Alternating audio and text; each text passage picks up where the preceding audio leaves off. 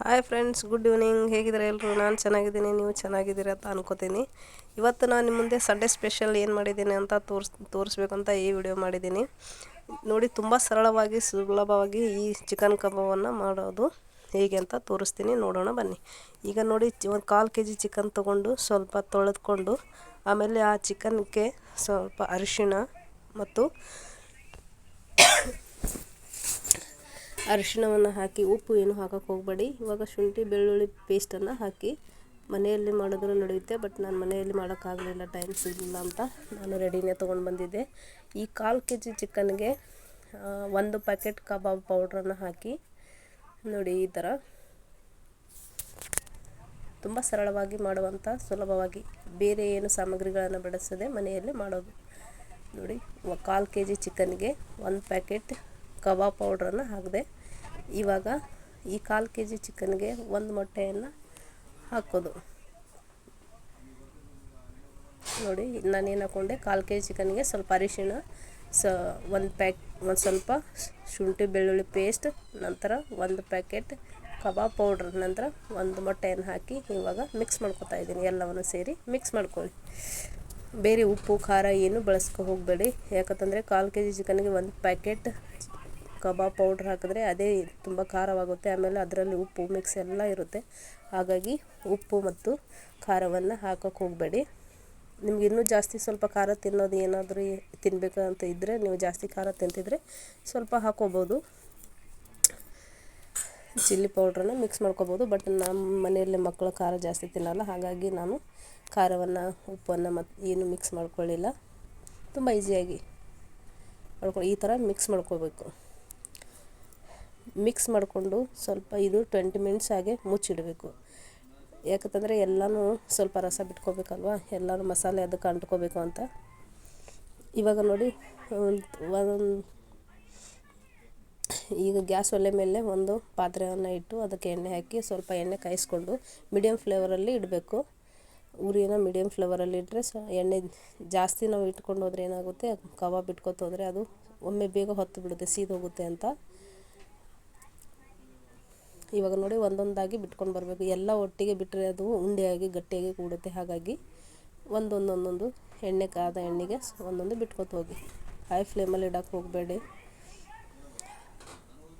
ನೋಡಿ, ಈ ಥರ ನಿಮ್ಮ ಪಾತ್ರೆಗೆ ಎಷ್ಟು ಸೇರುತ್ತೋ ಅಷ್ಟು ಚಿಕನನ್ನು ಬಿಡ್ತಾ ಹೋಗಿ. ನೋಡಿ, ಈ ಥರ ಸಣ್ಣದಾಗಿ ಬೇಯಬೇಕದು. ಸ್ವಲ್ಪ ಹೀಗೆ 10 ಮಿನಿಟ್ಸ್ ಅದು ಹಾಗೆ ಬಿಡಬೇಕು. ಒಮ್ಮೆ ಎತ್ತಿ ಹಾಕೋಕ್ಕೆ ಹೋದರೆ ಅದು ಹಸಿ ಹಸಿಯಾಗಿರುತ್ತೆ, ಹಾಗೆ ಒಳಗಡೆ ಬೆಂದಿರಲ್ಲ. ನೋಡಿ, ಈ ಥರ ಫುಲ್ ಕಲರ್ ಬ್ರೌನಾಗಿ ಬಂದಿರಬೇಕು. 10 ಮಿನಿಟ್ಸ್ವರೆಗೂ ಅದು ಎತ್ತಿ ಹಾಕೋಕ್ಕೆ ಹೋಗಬೇಡಿ. ಇದೇ ಥರ ಗುಳ್ಳೆಗಳು ಬಂದು ಅದು ಎಣ್ಣೆಯನ್ನು ಎಲ್ಲ ಹೀರ್ಕೋಬೇಕು. ಎಣ್ಣೆಯಲ್ಲಿ ಬೇಯಬೇಕಲ್ವ ಅದು ಚಿಕನ್ ಪೀಸು, ಹಾಗಾಗಿ ನೋಡಿ, ಈ ಥರ ಬೇಯಬೇಕದು.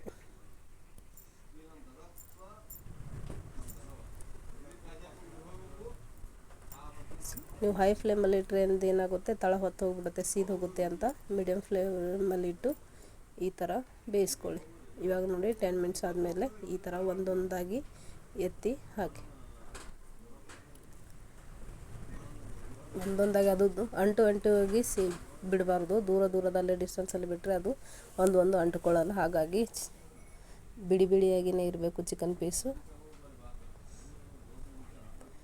ನೋಡಿ, ಈ ಥರ ಒಂದೊಂದಾಗಿ ಎತ್ತಿ ಬಿಟ್ಕೊಂಡು ಹೋಗಿ.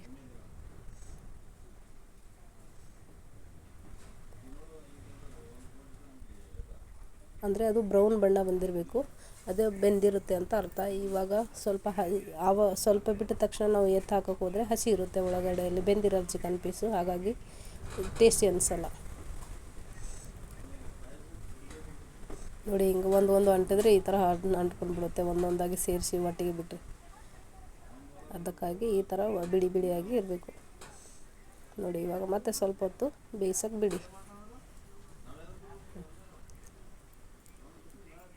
ತುಂಬ ಟೇಸ್ಟಿಯಾಗಿರುತ್ತೆ, ಈಸಿಯಾಗಿ ಸುಲಭವಾಗಿ ಮನೆಯಲ್ಲೇ ಮಾಡ್ಕೋಬೋದು. ಹೊರಗಿನ ಫುಡ್ ತಿನ್ನೋದಕ್ಕಿಂತ ಹೊರಗೆ ನಾವು ಫುಟ್ಪಾತಲ್ಲಿರೋ ಅಂಗಡಿಗಳಲ್ಲಿ ಹೋಗಿ ತಿಂತಾ ಇರ್ತೀವಿ, ಆ ಥರ ತಿನ್ನೋದೇ ನಾವು. ಅದು ಯಾವಾಗ ಮಾಡಿಟ್ಟಿರ್ತಾರೋ ಏನೋ, ಹಾಗೆ ನಾವು ಅದೇ ಟೇಸ್ಟ್ ಅಂತೂ ಹೊರಗಡೆ ತಿಂತೀವಿ. ಹಾಗಾಗಿ ಹೊರಗಡೆ ತಿನ್ನೋಕೆ ಹೋಗಬೇಡಿ, ಮನೆಯಲ್ಲೇ ಈಸಿಯಾಗಿ ಸರಳವಾಗಿ ಸುಲಭವಾಗಿ ಮನೆಯಲ್ಲೇ ಮಾಡಿ, ತುಂಬ ವೆರಿ ಟೇಸ್ಟಾಗಿರುತ್ತೆ. ಜಾಸ್ತಿ ಸಾಮಗ್ರಿಗಳನ್ನು ಏನು ಬಳಸೋದು ಬೇಡ. ಚಿಕನ್ ಕಬಾಬ್ ಪೌಡ್ರು, ಆಮೇಲೆ ಒಂದು ಮೊಟ್ಟೆ, ಸ್ವಲ್ಪ ಶುಂಠಿ ಬೆಳ್ಳುಳ್ಳಿ ಪೇಸ್ಟ್, ಸ್ವಲ್ಪ ಹಳದಿ ಹಾಕಿ ಮಿಕ್ಸ್ ಮಾಡಿಕೊಂಡು 20 ಮಿನಿಟ್ಸ್ ಬಿಟ್ಟು ಈ ಥರ ಕಾದ ಎಣ್ಣೆಯಲ್ಲಿ ಬಿಟ್ಕೊಂಡು ಹೋದರೆ ಮನೆಯಲ್ಲೇ ಮಾಡ್ಕೊಂಡು ತಿನ್ಬೋದು ಈಸಿಯಾಗಿ. ಫ್ರೆಶ್ ಕೂಡ ಇರುತ್ತೆ ಅಲ್ವಾ ಮನೆಯಲ್ಲಿ ಮಾಡ್ಕೊಂಡು ತಿಂದರೆ, ಹಾಗಾಗಿ ಅದಕ್ಕೆ ಮನೆಯಲ್ಲೇ ಮಾಡ್ಕೊಂಡು ತಿನ್ನಿ. ನೋಡಿ ಈ ಥರ ಆವಾಗ ಹಾಗೆ ಅದು ಸ್ವಲ್ಪ ಬಿಡಿ ಬಿಡಿಯಾಗಿ ತಿರುಗ್ತಾ ಇರಬೇಕು. ಅವು ತಿರುಗಿಸ್ತಾ ಇರಬೇಕು, ಅಂದರೆ ಸುತ್ತಮುತ್ತ ಎಲ್ಲ ಬೆಂದ್ಕೋಬೇಕಲ್ವ, ಅದಕ್ಕೆ ನೋಡಿ ಈ ಥರ ಹಾಗೆ ತಿರುಗ್ತಾ ಇದ್ದರೆ ಅದು ಫುಲ್ಲಾಗಿ ಬೆಂದ್ಕೊಂಡು ಬಿಡುತ್ತೆ. ನೋಡಿ ಈ ಥರ ಏನು ಒಮ್ಮಿಂದೊಮ್ಮೆ ಹಾಕಿದ ತಕ್ಷಣ ತೆಗೆದ್ರೆ ಅದು ಸರಿಯಾಗಿ ಬೆಂದಿರಲ್ವಲ್ಲ, ಅದಕ್ಕೆ ಸ್ವಲ್ಪ ಜಾಸ್ತಿ ಬೆಂದರೆ ಏನು ಪರವಾಗಿಲ್ಲ, ಜಾಸ್ತಿ ಬೆಂದರೆ ಇನ್ನಿಷ್ಟು ಚಲೋ ಆಗುತ್ತೆ. ಎಳೆಯಾಗಿ ಬರಬೇಕಲ್ವ, ಅದಕ್ಕೆ ಸ್ವಲ್ಪ ಜಾಸ್ತಿ ಹೊತ್ತೇ ಬೇಯಿಸ್ಬೇಕಿದು. ನೋಡಿ ಈ ಥರ ಹಾಗೆ ತಿರುಗ್ತಾನೆ ಇರಬೇಕು.